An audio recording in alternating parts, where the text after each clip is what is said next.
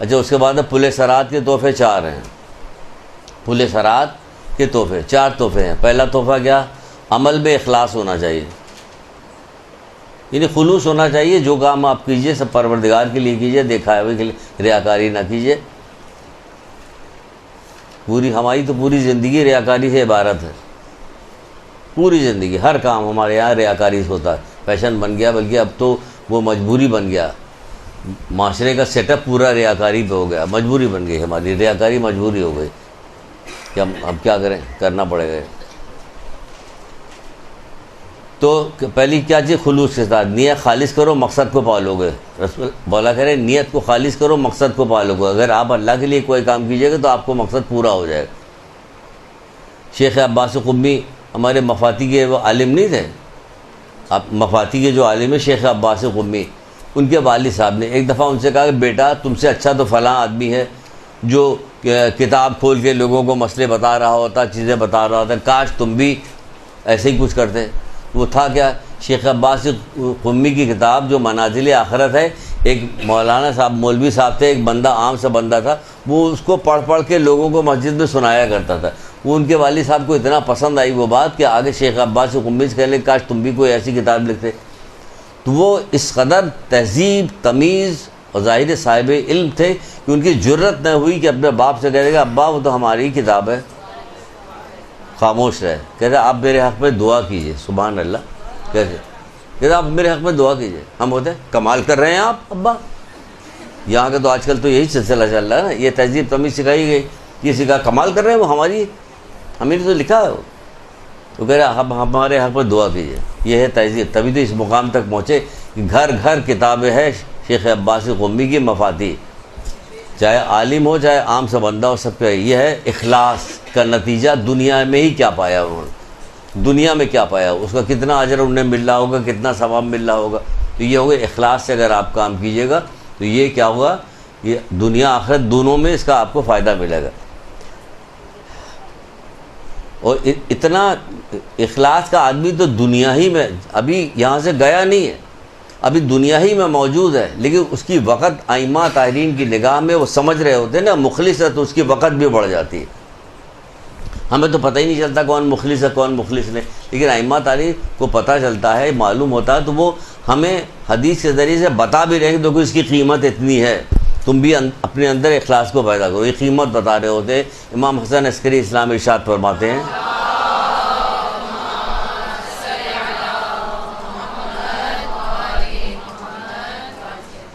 کہتے ہیں کہ اگر مثال کے طور دنیا ایک لقمہ بن جائے، کتنی دفعہ یہ والی حدیث سنائی تھی، یاد کس کو ہوگی؟ اگر کہیں کہ آگے سنائیے، کہ اس قسم کو یاد کرنے کا فائدہ کیا ہوگا؟ پھر کیا یاد کیجیے گا؟ ایک مثال کے طور پہ کہتے ہیں ایک دنیا ایک پورا لقمہ بن جائے اور ہم کسی مخلص آدمی کو کھلا دیں، مخلص آدمی کو کھلا دو، ہم نے اس کے حق میں کوتاہی کی. کیا سمجھے؟ یہ اتنی وقت ہے اس بات کی، مخلص شخص کی اتنی وقت ہے، اخلاص کے ساتھ کام کرنے کی اتنی وقت ہے. یہاں تو سب کام ریاکاری والا ہے، ہر کام دکھانے کا. آپ نوحہ پڑھیے گا تو ریاکاری ہے، مرثیہ پڑھیے گا ریاکاری ہے، مجلس برپا کر رہی ہے ریاکاری ہے، نماز کوئی کام ایسا ایون یہ کہ دنیا کا کام آ جائے، شادی بیاہ برتھ ڈے پارٹی سب ریاکاری، لوگوں کو دکھانا دکھانا دکھانا، سب کام اب دکھانے والا ہو گیا. بلکہ وہ دنیا کا سیٹ اپ بن گیا ہے. دکھانا جو ہے دنیا میں ہماری زندگی کا دستور بن گیا دکھانا. اگر آپ نہیں کیجیے گا تو لوگ مذمت کریں گے، اس میں بھی چلیے. اب کیا کیا جائے؟ تو کیا ہوگا؟ دکھاوے کے لیے ہوگا. ہر کام اللہ کے لیے ہونا چاہیے. جو کام کریں ہم کس کے لیے کر رہے ہیں؟ اللہ کے لیے کر رہے ہیں. ایک بنی اسرائیل میں ایک درخت تھا، وہ کیا کرتا تھا، شیطان کیا کرتا تھا، اس کے پیچھے سے آواز نکالتا تھا، لوگ جا کے اس کی پوجا کرنے لگتے تھے، سارے کے سارے پوجا کر رہے. ایک عابد گزرا ادھر سے، اس نے دیکھا ہے یہ کیا ہو رہا، یہ درخت کی پوجا کر رہے ہو. وہ گھر گیا، کلہڑی اس نے اٹھائی لے کے آیا، کبھی اس کو کاٹ کے پھینک دیں گے تم لوگ اس کی پوجا کر رہے ہو. شیطان آ گیا، اس زمانے میں آ جاتا سامنے، کیا کر رہے ہو؟ نہیں اس کو کہ نہیں ہرگز نہیں کاٹوں گا. آپس میں لڑائی ہونے لگی تو اس عابد نے شیطان کو گرا دیا، سینے پہ سوار ہو گیا. اس نے کہا اچھا مجھے چھوڑ دو اب میں نہیں کروں گا. یہ وہ اس نے چھوڑ دیا. کہا لیکن اس درخت کو نہ کاٹو، پھر ہم ایسا کرتے کہ تم صبح جب اٹھو گے تو اپنے تکیے کے نیچے روزانہ 1 یا 2 دینار اس نے وعدہ کیا روزانہ تم پاؤ گے. درخت مت کاٹو، چھوڑ دو اس کو. خیر وہ چلا گیا. روزانہ اٹھتا تھا تکیے کے نیچے سے 1-2 دینار ملتے لے رہے. 2 دن بعد بند ہو گیا، نہیں ملا. پھر کلہاڑی اٹھائی چلا وہ درخت کاٹنے کے لیے. پھر شیطان آ گیا، کہاں جا رہے ہو؟ یہ درخت کاٹنے جا رہے ہیں. وہ ان دونوں میں لڑائی شروع ہوئی. شیطان گرا کے عابد کی سینے پر سوار ہو گیا. عابد بڑا پریشان ہوا کہ پہلے تو تم مجھ سے شکست کھا گئے تھے، آج کیا ہوا؟ تم نے مجھے گرا دیا. کہ پہلے تم اللہ کے لیے جا رہے تھے نا، آج تم درہم دینار کے لیے جا رہے ہو. تمہاری نیت بدل گئی ہے، اخلاص ختم ہو گیا تمہارا. تو یہ ہوتا ہے اخلاص کی دنیا ہی میں اس کا نتیجہ مل جاتا ہے کہ کیا ہے کیا نہیں. اس کے بعد کیا ہے وہ اچھا اخلاق. کیا ہونا چاہیے؟ خلوص ہونا چاہیے پہلا. اس کے بعد اخلاق، اچھا اخلاق ہونا چاہیے. رسول اللہ کس کام کے لیے آئے تھے؟ اچھے اخلاق کے لیے آئے تھے. چھٹے امام کہتے ہیں اگر جو شخص اپنے اندر اچھا اخلاق پاتا ہے تو اسے اللہ تعالیٰ کا شکر ادا کرنا چاہیے. اگر اپنے اچھے اخلاق نہیں پاتا تو کیا کہ اللہ تضرع زاری کے ذریعے رو کے اللہ تعالیٰ سے اچھے اخلاق کی دعا مانگے. کسی کو آپ نے روتے ہوئے دیکھا؟ کیوں رو رہے بھائی، کیا ہوگا؟ اچھا اخلاق مجھے مل جاتا. دنیا کی ہر چیز کے لیے روئے گا، اس کے لیے نہیں روئے گا کہ اچھا اخلاق ہمیں مل جاتا ہے. نہیں، ایسا کچھ نہیں. وہ کہہ رہے ہیں چھٹے امام کہہ رہے ہیں رو کے دعائیں مانگے. کوئی اہم ترین چیز ہے تبھی تو کہہ رہے ہیں رو کے دعائیں مانگے. اچھا اخلاق ہمارے اندر ہو جائے. نہیں، اچھا اخلاق نہیں ہوتا تو کیا ہے؟ یہ دوسری چیز جو ہے پل صراط کا اچھا اخلاق ہے. اور تیسری اچھے اخلاق میں کتنی چیزیں آتی ہیں. الگ وہ تو اچھے اخلاق کے لیے آئے تھے تو کون سے کام اچھے اخلاق کا نہیں کیا تھا انہوں نے، کیسا مظاہرہ نہیں کیا تھا، کیسے لوگ آ کے ان سے گستاخانہ انداز میں گفتگو کرتے تھے. لیکن اللہ کے رسول ہمیشہ اچھے انداز میں بات کرتے. آپ سے تو اگر ذرا سا گستاخانہ انداز میں آپ کے گھر کا بچہ بھی کوئی بات کر لے تو آپ چیخ پکار فوراً شروع ہونے لگتا ہے، جلدی سے غصے میں آ جاتے ہیں. اسی لیے پہلے غصے کا نکالا جاتا ہے کہ غصے کو ختم کیجیے. پھر تیسری چیز بتائی جا رہی ہے یہ اللہ تبارک و تعالیٰ کا ذکر، یعنی کہ خدا کو زیادہ یاد کرنا. تیسری چیز ذکر کرنا، ذکر خدا زیادہ کرنا، اللہ کا ذکر زیادہ کرنا. اللہ تبارک و تعالیٰ کا ذکر ہر نیکوکار کی صفت، ہر مومن کی خصلت ہے. ہر مومن کی خصلت. اگر پوچھا جائے ہاتھ کھڑے کرو کون روزانہ کتنی تسبیح فلانا پڑتی، تو بہت مشکل سے ہاتھ مشکل سے اٹھے گا. وہ کہہ رہے صفت ہے، مومن کی خصلت ہے. خصلت کہ ہاتھ میں آپ کی تسبیح اور ذکر کرتی رہے تاکہ فضول باتیں منہ سے نہ نکلے، لغو بیکار باتیں منہ سے نہ نکلے. اللہ تبارک و تعالیٰ کا ذکر ہر نیکوکار کی صفت ہے. آپ نیکوکار بنیے، ہر مومن کی خصلت ہے. آپ کے مولا مشکل کشا فرماتے ہیں ہر مومن کی خصلت ہے. پھر فرماتے ہیں ذکر محبوب کے ساتھ بیٹھنے کی طرح. کتنی خوبصورت ترین یہ روایت ہے کہ ذکر محبوب کے ساتھ بیٹھنے کی طرح، یعنی اللہ کا ذکر کر رہی ہیں تو وہ ایسا ہے جیسے اللہ کے پاس بیٹھی ہوئی ہے، محبوب کے ساتھ بیٹھنے کا. اور اس کے بعد اگر ابھی یہ اپنا جائزہ لیجیے. ایک اور حدیث مولا کی جس سے یہ پتہ چل رہا ہے آپ اپنا جائزہ لیجیے. آپ کا جائزہ اس حدیث کے ذریعے اپنا جائزہ لیجیے گا کہ آیا ایسا ہے یا نہیں ہے. اگر نہیں ہے تو زبردستی شروع کیجیے، زبردستی کیجیے اپنے ساتھ. کیونکہ بعض جگہ بھی یہ بھی کہا گیا ہے کہ اپنے نفس کو زور دو کس چیز کے لیے؟ نیک کام کے لیے. تو کیا زبردستی کا؟ اگر تم نے دیکھا کہ اللہ تمہیں اپنے ذکر سے مانوس کر رہا ہے، اگر تم نے دیکھا کہ اللہ تمہیں اپنے ذکر سے مانوس کر رہا ہے تو اس کا مطلب یہ ہے کہ وہ تمہیں دوست سمجھتا ہے، اس نے دوست بنا لیا، تبھی تو اپنے ذکر پہ لگایا ہوا. اور اسی کے باعث ورثہ بھی ایک حدیث ہے جو مجھے یاد آ رہی، شاید نہج الفصاح سے رسول اللہ کے، اگر تم اپنے ذکر میں نہیں لگا کہ لوگوں کے ذکر میں لگا دیا تو تمہیں دشمن بنا چکا. تو آپ دیکھیے کہ زیادہ تر بیٹھ کے اگر 2-3-4 گھنٹہ کہیں بیٹھا جاتا، باتیں ہو رہی، آپ نے کوئی ویسی بات چھیڑ دی تو گھبراہٹ شروع ہو جاتی ہے نا. اور اگر کسی کی لوگوں کی باتیں کرنے لگی تو آپ گھنٹوں لگا دیے، بات چلتی رہے گی، گھنٹوں بات چلتی رہے گی. کہنا پڑے گا چلو بھائی چلو اٹھو اٹھ جاؤ، بات کتنی باتیں کرو گے، گھنٹوں بات ہوتی رہے گی لوگوں کی. تو یہاں پہ کیا ہوا؟ اگر آپ کو اپنے ذکر میں لگایا ہوا، اپنے ذکر سے کیا مراد؟ اچھی باتیں کیجیے، آپس میں بیٹھ رہی بات کیجیے تو کوئی مسئلہ نہیں، بات کیجیے، اچھی بات بھی کیجیے. کیا آپس میں بیٹھ کے کوئی اچھی بات نہیں کی؟ اللہ اس بندے پہ رحمت نازل فرمائے میرے شیعوں تک میرا سلام پہنچا دو، اللہ اس بندے پہ رحمت نازل فرمائے جو دو آدمی بیٹھ کے آپس میں ہماری حدیثوں کا تذکرہ کرتے ہیں۔ جب دو آدمی بیٹھ کے ہماری حدیثوں کا تذکرہ کرتے تو تیسرا ان کے ساتھ ایک فرشتہ ہوتا ہے۔ تو پھر فرشتہ ہوتا کیا ہوتا ہے کہ وہ جب آپس میں ذکر کرتے ہیں تو ان کے ذکر کے ذریعے سے ہمارے دین جو ہے بلند ہوتا ہے، دین کو تقویت ملتی ہے۔ اور تم میں سب سے بہتر وہ ہے، اب بتا دو آپ سب سے بہتر ہے جو ہماری حدیثوں کو یاد کرے، وہ آپس میں تذکرہ کرے۔ کہاں یاد کر رہی ہے، کہاں تذکرہ کر رہی ہے؟ کوئی بات کوئی چیز ایسی نکل آئے، کہیں بھی نکل آئے، اپنا جائزہ لیجیے کیا اس کے بارے میں مجھے کوئی حدیث یاد ہے کہ نہیں یاد ہے، کوئی قرآن کی آیت اس کے بارے میں تو ہم ابھی بہت پیچھے ہیں، ابھی بہت پیچھے ہیں، ابھی بہت پیچھے ہیں۔ بعض یعنی حدیثوں کی وقت ہمارے یہاں نہیں، ابھی کل ہی بات ہو رہی تھی، آپ کے ساتھ عابد سے میری بات ہو رہی تھی، وہ اسی حدیثوں کے سلسلے میں بات کر کے مجھے بتا رہے تھے، کہنے لگے کہ بعض ہمارے جو مدرسین تھے عراق ایران میں وہ بہت زور دیا کرتے تھے اپنے طالب علموں کو حدیثیں یاد کرو، کہ اس میں بڑی نورانیت ہوتی تھی۔ وہ یہاں تک تو حدیث کا متن دیکھ کے بتا دیتے کس امام کی ہے، یہ تک بتا دیتے، کیونکہ اس کے اندر بڑی نورانیت یاد کرنے کو کہا جاتا ہے۔ آپ سے خود وہ کہہ رہے ہیں اللہ اس بندے پہ رحمت نازل کرے، میرے شیعوں تک میرا سلام پہنچا دے، اللہ اس بندے پہ رحمت نازل کرے، جو دو آپس میں بیٹھتے ہیں، بیٹھ کے ہماری حدیثوں کا تذکرہ کرتے ہیں، تو تیسرا ان کے ساتھ ایک فرشتہ ہوتا ہے۔ لیجیے فرشتے بھی ہو رہے ہیں، سب فرشتے بھی آ رہے ہیں، آپ سب سے بہتر ہیں، سب کچھ آپ سے کہا جا رہا ہے، کسی کو کوئی جذبہ شوق نہیں پیدا ہو رہا۔ اگر کہا جاتا ہے کہ بندہ ہر معصوم کی 5 حدیثیں جس کی یاد ہوگی اسی لڑکی کی شادی ہوگی، ورنہ سب بیٹھی رہ جائیں گی، بوڑھی ہو جائیں گی۔ پھر دیکھیے کیسا جھوم جھوم کے سب یاد کرتے ہیں، زبردستی جلدی جلدی یاد کرتے ہیں۔ آئے مولانا صاحب نکاح پڑھانے کے لیے، اگر حدیث سنائیے پہلے،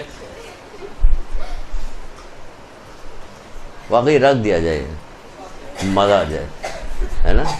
کہ سب کو 14 معصومین کی سب کی 5 حدیثیں سنائیے گا، تب مولانا صاحب نکاح پڑھائیں گے، ورنہ کوئی نہیں پڑھائے گا۔ جائیے ٹھیک ایسا ہو جائے۔ نہیں کپڑا ہونا، مہنگے سے مہنگا کپڑا آئے گا، مہنگے سے مہنگے جوتے چپل انگوٹھی فلاں دنیا جہان کی چیزوں میں پیسہ خرچ کیا جائے، اس میں کچھ نہیں ہوگا، اس میں نہیں کچھ کیا جائے گا۔ تو بہرحال بات کہاں سے کہاں جا رہی ہے۔ چوتھی چیز کیا ہے؟ دوسروں کی تکلیف پر صبر کرنا۔ کوئی آپ کو تکلیف، ہر وقت فوراً جلدی سے ریئیکٹ مت کیجیے، سمجھیے انشاءاللہ ہم پورا کر لیں گے، 5 تو ہو گیا، کہیں تک چلے جائیں گے، کہیں تک۔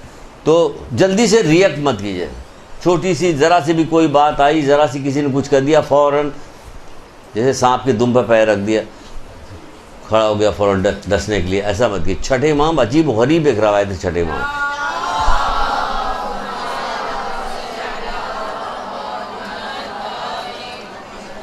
بہت عجیب و غریب روایت۔ دیکھیے اب کیا سمجھتی کہ ان لوگوں نے کون سی ایسی زحمت ہے جو نہیں اٹھائی کہ آپ تک بات پہنچ جائے، کیونکہ یہ لوگ اللہ کے سچے نمائندے تھے، تو انہوں نے ساری زحمتیں اٹھا کے آپ تک پیغام پہنچایا۔ آپ نے شدید کوتاہی کی، ہم نے شدید کوتاہی کی، بہت زیادہ کوتاہی کی۔ اپنے حالات ہم دیکھ لیں، اپنے گھریلو حالات، رشتہ داروں کے ساتھ حالات اپنے دیکھ لیں، پڑوسیوں کے ساتھ دیکھ لیں، اس سے ہمیں آپ اگر اطمینان سے ہیں، کسی وقت اگر ہم اطمینان سے ہیں تو اس میں غرور میں مبتلا نہ، کیونکہ یہ اطمینان بہت تھوڑا تھا۔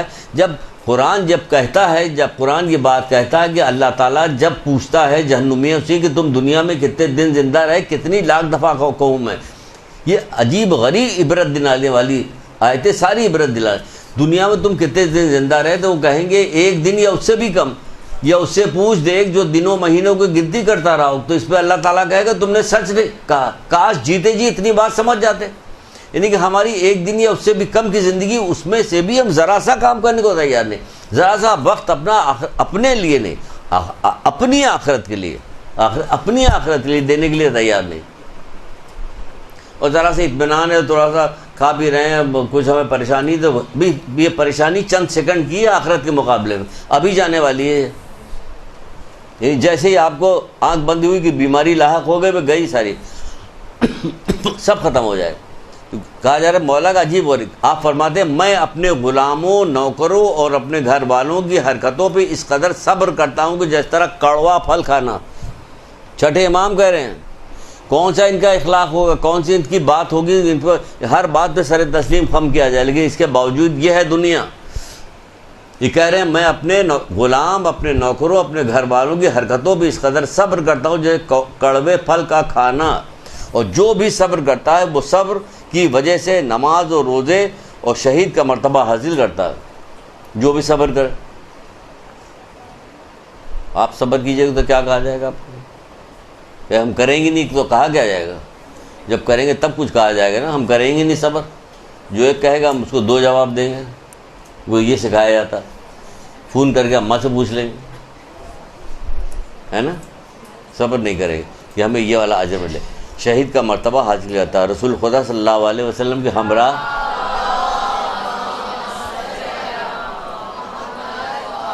جیسے جنگ کیا ہو، رسول اللہ کے ہمراہ جیسے جنگ کیا ہو اس نے، یہ اس کو درجہ ملے گا. کس کا؟ صبر کرنے والے کو. حسین ترین کیسے کیسے واقعی اگر بعض فضیلتیں پتہ چل جائے تو ہم جذبات میں آ کر اس کی دعا مانگنے لگے، جبکہ اللہ تعالیٰ دیکھ کے دیتا ہے، ہماری جذباتی ہونے سے نہیں دیتا. سنیے ایک حدیث، واقعی ایسی حدیث ہے کہ کیا کہا جائے اس کو. اس کیسے ہمارے رہبر تھے کہ کیسی ان سے محبت کی جائے کہ جو بعض لوگ اب چاہے وہ زبانی ایسے ہی کہتے ہوں یا نیت ان کی ایسی ہو کہ ہماری ہزار جانیں ان پر قربان ہو جائیں، ہمارے ماں باپ قربان ہو جائیں، یعنی کہ اس قدر شدت کے ساتھ محبت کے ساتھ سے پیش آنے والے اور ایسی بات بتانے والے کہ وہ کہنے پر مجبور ہوئے. تو بتائیے اس اللہ کے لیے کیا کیا جائے جو ان کے بندے ایسے ہیں کہ جن کے لیے کہا جاتا ہے کہ ہماری ہزار جانیں قربان ہو جائیں. تو پھر اللہ کے لیے کم سے کم ایسا کوئی سجدہ تو ہو کہ دل کو قرار آئے. سنیے حدیث، سنیے اس لیے کہہ رہے ہیں کہ حدیث سنیے کیا کہا جا رہا ہے. رسول خدا صلی اللہ علیہ وآلہ وسلم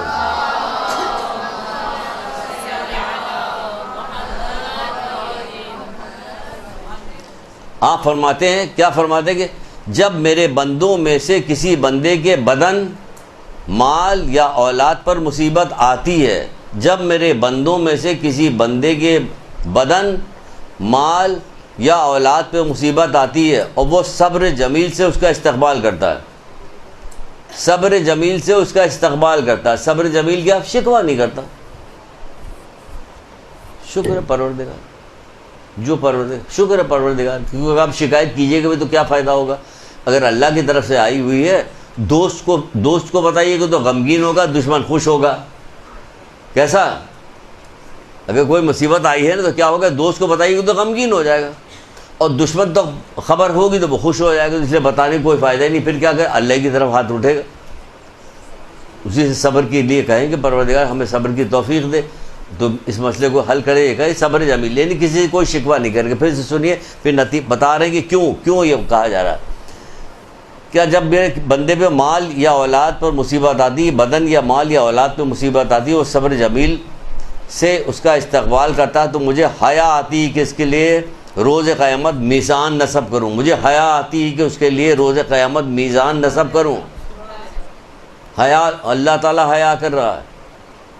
آپ نے صبر کیا، وہ کہہ رہا ہے کیا عجیب و غریب بات ہے. بھائی ہمارے اعمال ہے تو میزان تو نصب کیا جائے گا، لیکن وہ نہیں. وہ کہہ رہا ہے کہ نہیں، مجھے حیا آ رہی کہ اس کے لیے میزان نصب کیا جائے، اور اس کے نامہ اعمال کو نشر کرو. نامہ اعمال بھی نشر نہیں کیا جائے گا، نہ میزان نصب کیا جائے گا. کس کے لیے؟ اس کے لیے جب کوئی دنیا میں مصیبت آئے تو ہم صبر کریں. جبکہ ایک جگہ پہ قرآن کی آیت کیا کہتی؟ تم پر جو مصیبتیں پڑتی ہیں تمہارے اپنے کیے کرائے کا نتیجہ، جبکہ اللہ تمہارے گناہ معاف کرتا رہتا ہے. وہاں یہ ہو رہا، تو یہ ہے، یہ کیا ہے؟ صبر.